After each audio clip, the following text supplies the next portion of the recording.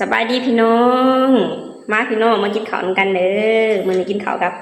แจ่วปลาแดกเนาะพี่น้องเนาะมีหลายคนเป็นคือกันกับสตูว่าพี่น้องว่าเวลาที่เห็นแจ่วปลาแดกนะ น้ำลายสอขึ้นมาเนาะพี่น้องเนาะอยากกินพี่น้องเบื่ออาหารพี่น้องเบื่อสิ้นเบื่อไข่เนาะพี่น้องเนาะมามื้อนี้มาจำแจ่วเด้อพี่น้องเป็นเมนูที่แซ่บเนาะพี่น้องเนาะนี่คุยแบบนี้เลยจ้านี่นี่แซ่บๆนำกันเด้อพี่น้อง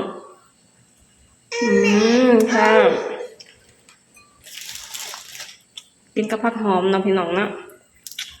อืมอืมเบื่อสิ้นเบื่อไข่พี่น้อง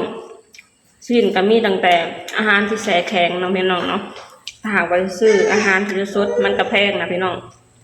แต่มื้อนี้มันได้ปลากินนำเด้อพี่น้องปลาเข็งจ้าแซ่บพี่น้องบ๊ายบาย